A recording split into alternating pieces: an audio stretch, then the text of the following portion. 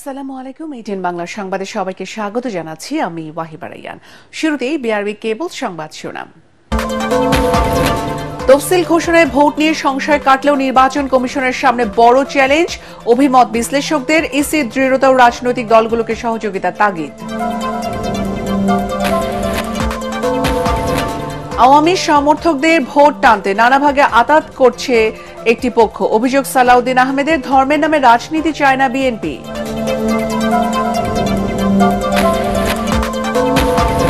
ঢাকা 10 আসনের স্বতন্ত্র প্রার্থী হিসেবে প্রতিদ্বন্দ্বিতা করবেন আসিফ মাহমুদ। জনগণের সহযোগিতার সমর্থন নিয়ে লড়তে চায় ভোটের মাঠে। এবং প্রতিশ্রুত 9 প্রার্থীর কাছে মাদক, চাঁদাবাজি, ছিনতাই ও গ্যাস সংকট থেকে মুক্তির নিশ্চয়তা চায় ডেমরা, যাত্রাবাড়ী ও সোনারগাঁও, সিদ্ধিরগঞ্জের ভোটাররা।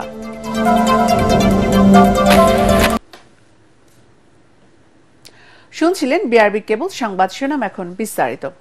তফসিল ঘোষণার পর নির্বাচন নিয়ে সংশয় দূর হলেও আয়োজনে অনেক চ্যালেঞ্জ রয়েছে বলে মনে করেন বিশ্লেষকরা। নির্বাচন বিশেষজ্ঞ জেসমিন টুলি ও রাষ্ট্রবিজ্ঞানী ডক্টর সাব্বির আহমেদের মতে একই দিনে সংসদ নির্বাচন ও গণভোট আয়োজন নির্বাচনী ব্যবস্থাপনার জন্য বড় চ্যালেঞ্জ। তাদের মতে নির্বাচন নিয়ে নাগরিকত্বের আস্থা তৈরিতে ভোটের মাঠে নির্বাচন কমিশনের দৃঢ় ভূমিকা ও সরকারের রাজনৈতিক সদিচ্ছা আরও দৃশ্যমান হওয়া প্রয়োজন। বিস্তারিত জানাচ্ছেন একরামুল হক সাহেব। 2026 সালের ফেব্রুয়ারি মাসের 12 তারিখ রোজ বৃহস্পতিবার 300 আসনে ত্রয়োদশ জাতীয় সংসদ সাধারণ নির্বাচন এবং একই সাথে জুলাই জাতীয় সনদ সংবিধান সংস্কার বাস্তবায়ন আদেশ 2025-এর উপর গণভোট অনুষ্ঠিত। তফসিল ঘোষণার পর নির্বাচন নিয়ে সংশয় দূর হয়েছে অনেকটা। প্রধান নির্বাচন কমিশনার এএমএম নাসির উদ্দিনের ভাষণের মাধ্যমে বহুলকাঙ্ক্ষিত ত্রয়োদশ সংসদ নির্বাচন ও গণভোট আয়োজনে আনুষ্ঠানিক কার্যক্রম শুরু হলেও এখনও নানা প্রশ্ন ঘুরপাক খাচ্ছে জনমনে। বিশ্লেষকরা বলছেন, সিসির ভাষণে গণভোট আয়োজন সহ বিভিন্ন ইস্যুতে আরও স্পষ্ট বার্তা প্রয়োজন ছিল। দুটাই তো বড় নির্বাচন, গণভোটটাকে আরেকটু গুরুত্ব দিয়ে আরেকটু আনলে ভালো হতো। এই একটা গণভোটের জায়গাটা এবং আইন শৃঙ্খলা পরিস্থিতি, মানে ভোটারকে আশ্বস্ত করা। প্রধান নির্বাচন কমিশনার তো প্রধান ব্যক্তি, যিনি ভোটারকে আশ্বস্ত করে ভোটাররা নির্বিঘ্নে আস্থা রেখে নির্বাচন কমিশনে আস্থা রেখে ভোট কেন্দ্রে আসবে। এই যে আস্থা তৈরি করার জায়গাটা, ভোটারদের আস্থার জায়গাটা, এই জায়গাটা উনি আরও কিছু বাক্য ব্যবহার করতে পারতেন। বিশ্লেষকদের মতে গণভোট ও সংসদ নির্বাচন একই দিনে হওয়ায় নির্ধারিত সময়ে ভোট গ্রহণ ও দ্রুত সময়ে ফলাফল প্রকাশে চ্যালেঞ্জের মধ্যে পড়তে পারে ইসি। একই সাথে ভোটের মাঠে আইন শৃঙ্খলা নিয়ন্ত্রণে রাখাও বড় চ্যালেঞ্জ। 5ই আগস্টের পরে যে সকল অস্ত্র থানা থেকে লুট হয়েছিল, এই সব অস্ত্র কি ফেরত এসছে? তার খুবই সামান্যই ফেরত এসছে। তো এই অস্ত্রগুলোকে আপনি এই নির্বাচনকে সামনে রেখে আপনি এই অস্ত্রগুলোকে উদ্ধার করতে পারবেন কিনা? অবৈধ টাকা, অবৈধ অস্ত্র জানে উদ্ধার করা, কিছু কিছু অভিযান করা, মানে আসলে তাদের কার্যক্রম তারা ঠিকই করছে, কিন্তু সেগুলোকে দৃশ্যমানে আনা, তাতে ভোটাররা আশ্বস্ত হয়। এছাড়া নিবন্ধন স্থগিত আওয়ামী লীগের নেতাকর্মীদের ভূমিকা কি হবে, কিংবা জাতীয় পার্টি সহ সংশ্লিষ্ট রাজনৈতিক দলগুলো ভোটে অংশ নেয়া না নেওয়াও নির্বাচনী মাঠে নানা মেরুকরণ তৈরি করতে পারে বলে মনে করেন বিশ্লেষকরা। আওয়ামী লীগের যে অংশটা দেশে আছে, কর্মী আছে, হয়তো কিছু স্থানীয় পর্যায়ের নেতা নেত্রীও আছে, তারা যদি নমিনেশন পেপার সাবমিট করতে চায়, ধরেন তারা নির্বাচনে অংশ নিতে চায়, স্বতন্ত্র একটা অপশন তো খোলাই আছে তাদের, আপনি তো সেটা বন্ধ করেন নাই।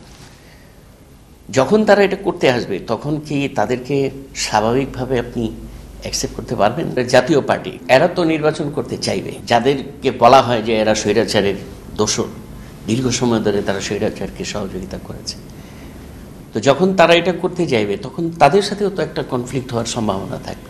তবে তারা এও বলেন, নির্বাচন কমিশনের দৃঢ় ভূমিকা, সরকারের রাজনৈতিক সদিচ্ছা এবং বৃহত্তর স্বার্থে রাজনৈতিক দলগুলোর সমঝোতামূলক আচরণে দূর হতে পারে নির্বাচন নিয়ে নানা চ্যালেঞ্জ ও প্রতিবন্ধকতা।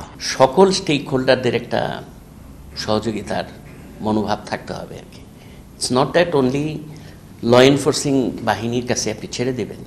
ইকরামুল হক সায়েম, এটিএন বাংলা, ঢাকা।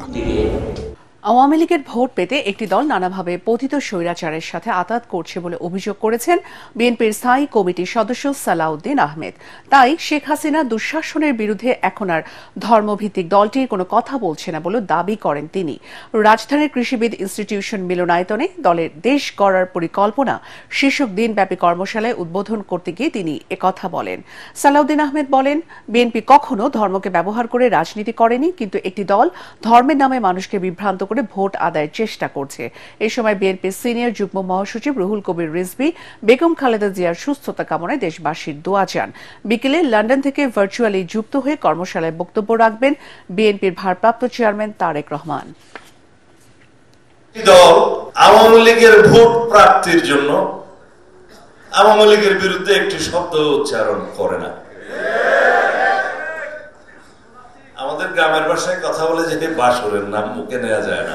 যারা নিজের দেশের নাগরিককে হেলিকপ্টার থেকে গুলি করে হত্যা করেছে, নারী পুরুষ শিশু নির্বিশেষে শত সহস্র হত্যা করেছে, গণহত্যা চালিয়েছে, এই ইতিহাস যেন আমরা ভুলে না যাই। যাদের ইতিহাস হচ্ছে 1947 থেকে 1971 পর্যন্ত বাংলাদেশের স্বাধীনতার বিপক্ষে, তাদের কথাও আমাদেরকে বলতে হবে। বাংলাদেশের জনগণ অনেক সচেতন। এখন আর ধর্মের বিড়ি বিক্রি করে বাংলাদেশের জনগণের সামনে ভোট চাওয়া যাবে না। ত্রয়োদশ জাতীয় সংসদ নির্বাচনে ঢাকা 10 আসনের স্বতন্ত্র প্রার্থী হিসেবে প্রতিদ্বন্দ্বিতা করবেন আসিফ মাহমুদ।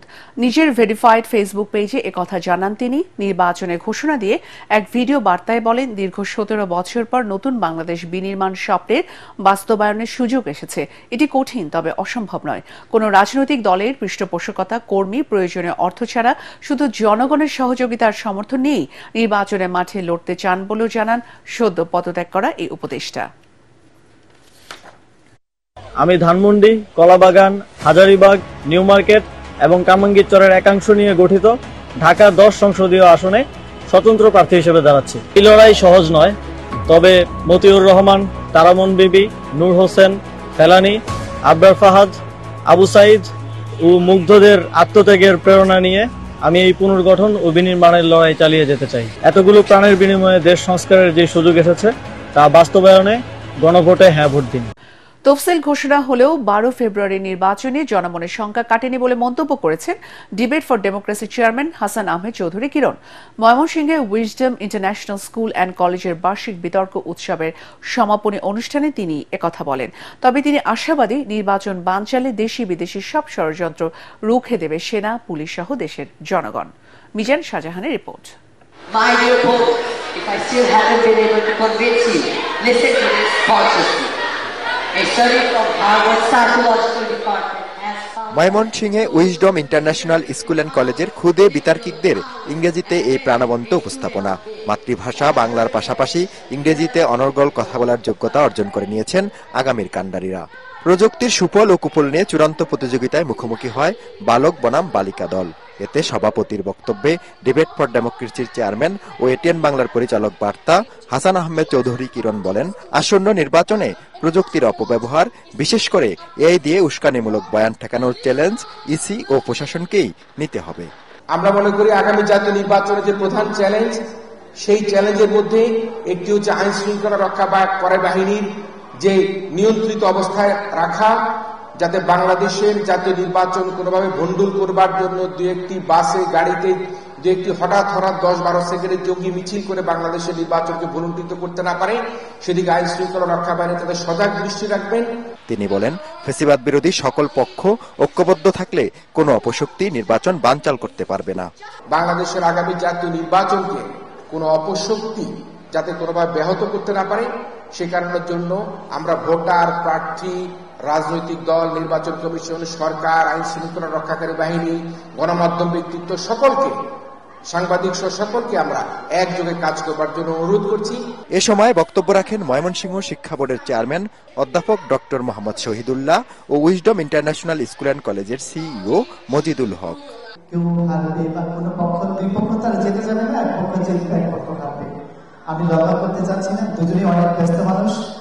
আমরা বিপিএত তানন্দিত স্কুলের পক্ষ থেকে দুজনকে আন্তরিক অভিনন্দন, 24 জুলাই আন্দোলনের পরবর্তী সময়ে আমরা যে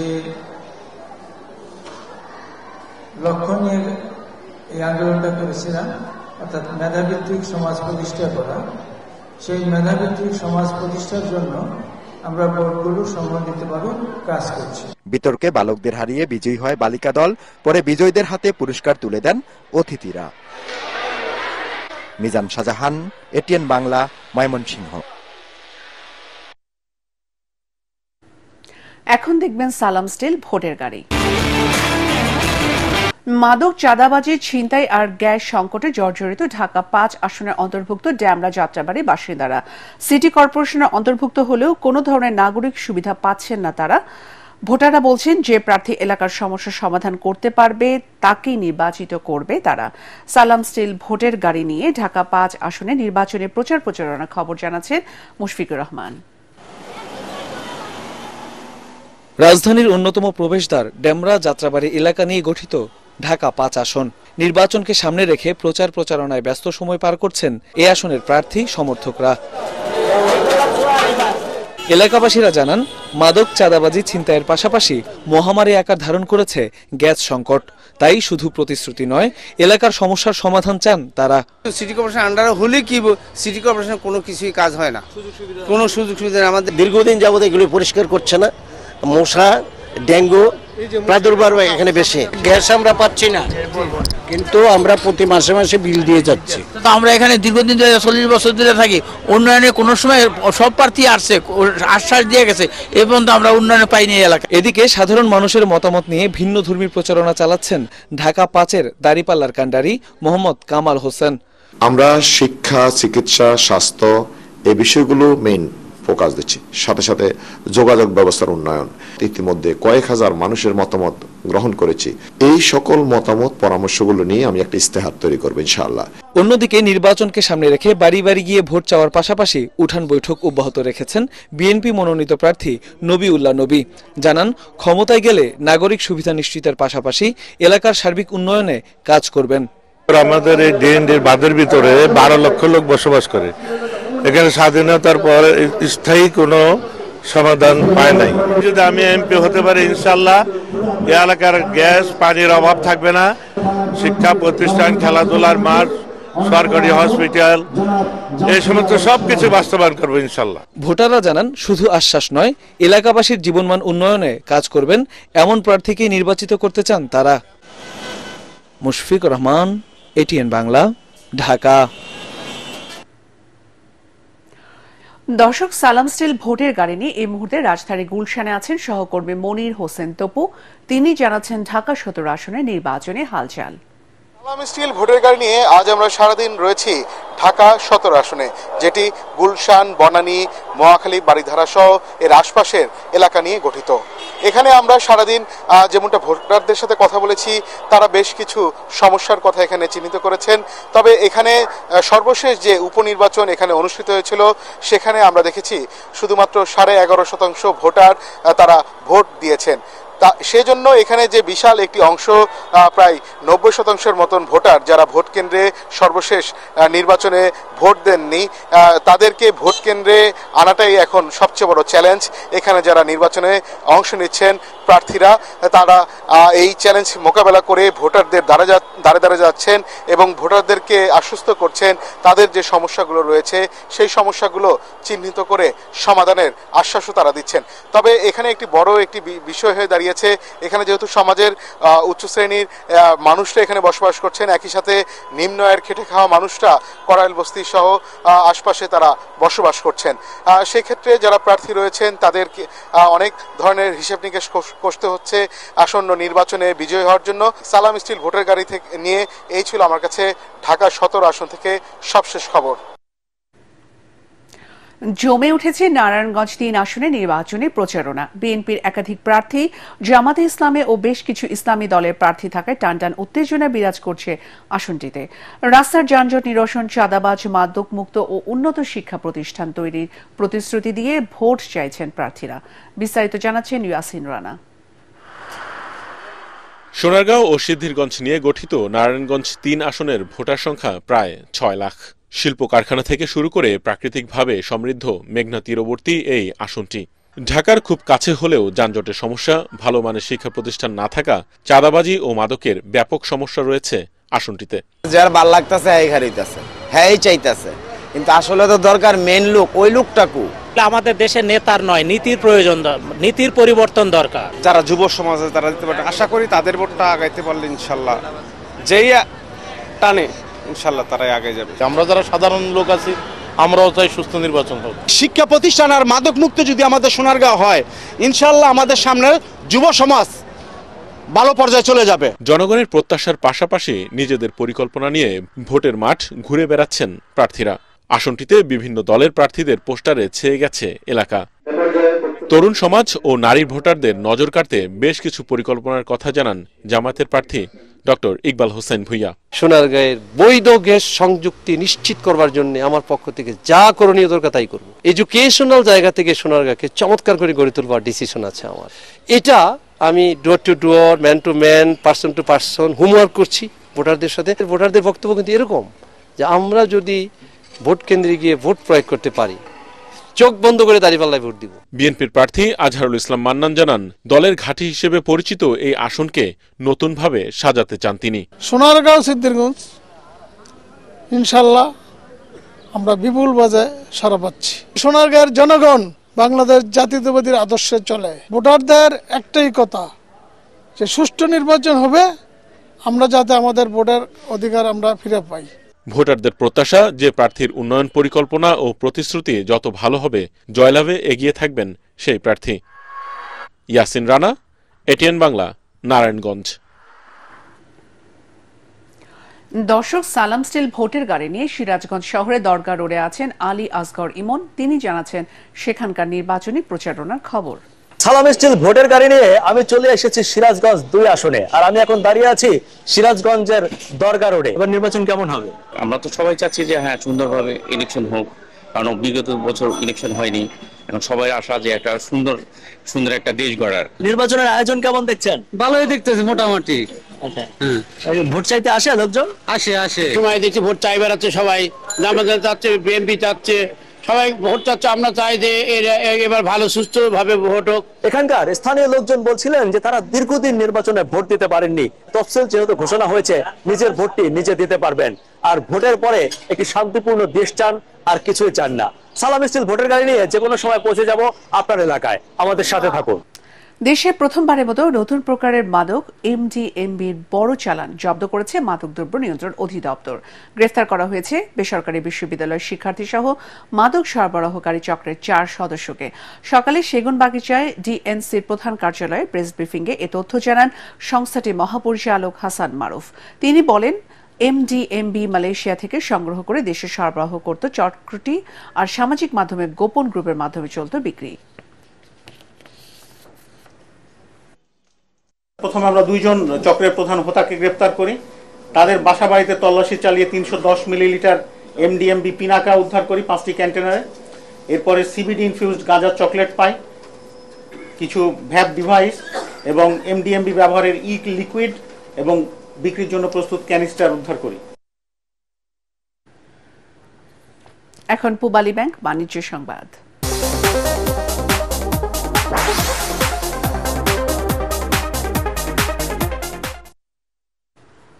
তৃতীয়বারের মতো অনুষ্ঠিত হচ্ছে ইস্পাহানি প্রথম আলো আন্তঃবিশ্ববিদ্যালয় ফুটবল টুর্নামেন্ট 2025। ইস্পাহানি গ্রুপের পৃষ্ঠপোষকতা ও প্রথম আলোর আয়োজনে 46টি বিশ্ববিদ্যালয়ের অংশগ্রহণে প্রতিযোগিতার সেমিফাইনাল এবং ফাইনাল অনুষ্ঠিত হবে জাতীয় স্টেডিয়াম ঢাকায়। আয়োজনটি সবার জন্য উন্মুক্ত থাকবে। আগামীকাল সকাল 11টায় প্রথম সেমিফাইনালে মুখোমুখি হবে ফার ইস্ট ইন্টারন্যাশনাল ইউনিভার্সিটি এবং আমেরিকান ইন্টারন্যাশনাল ইউনিভার্সিটি বাংলাদেশ। দুপুরে সেমিফাইনালে দুপুর 2:30টায় চিটাগাং ইন্ডিপেন্ডেন্ট ইউনিভার্সিটির সঙ্গে লড়বে গণ বিশ্ববিদ্যালয়। খেলা সরাসরি উপভোগ করা যাবে ইস্পাহানি মির্জাপুর টি ও প্রথম আলো ফেসবুক পেজ এবং এটিএন বাংলার পর্দায়।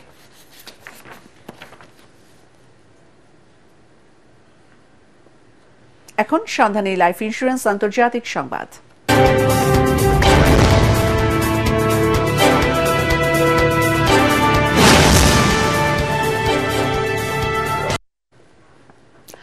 ভারত, চীন সহ কয়েকটি দেশ থেকে আমদানি করা পণ্যে 50% শুল্ক আরোপ করেছে মেক্সিকো। মেক্সিকোর সিনেটে বুধবার শুল্ক আরোপের এ প্রস্তাব অনুমোদন দেয়।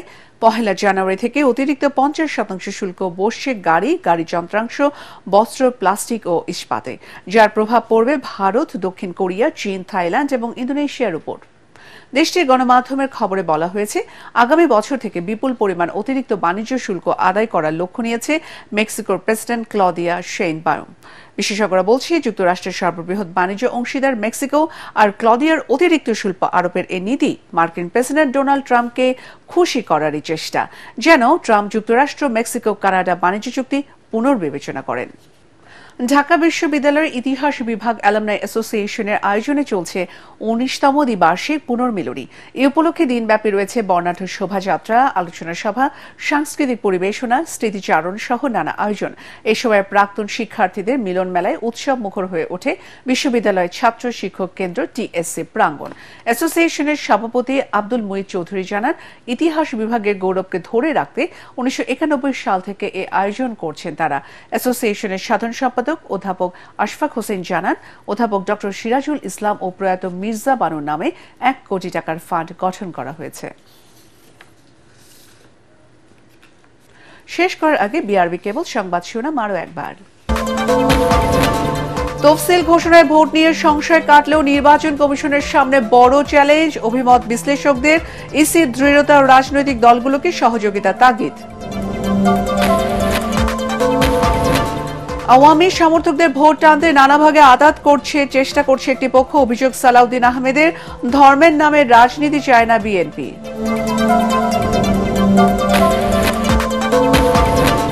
ঢাকা 10 আসনের স্বতন্ত্র প্রার্থী হিসেবে প্রতিদ্বন্দ্বিতা করবেন আসিফ মাহমুদ।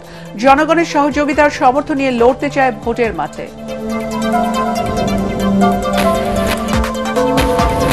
এবং প্রতিশ্রুত 9 প্রার্থীর কাছে মাদক, চাঁদাবাজি, ছিনতাই ও গ্যাস সংকট থেকে মুক্তির নিশ্চয়তা চায় ডেমরা, যাত্রাবাড়ী ও সোনারগাঁও সিদ্ধিরগঞ্জের ভোটাররা। পরবর্তী সংবাদ দেখার আমন্ত্রণ জানিয়ে এখনকার মতো শেষ করছি। এটিএন বাংলা সংবাদ ইউটিউবে দেখতে ব্রাউজ করুন, youtube/ATN Bangla News। ধন্যবাদ।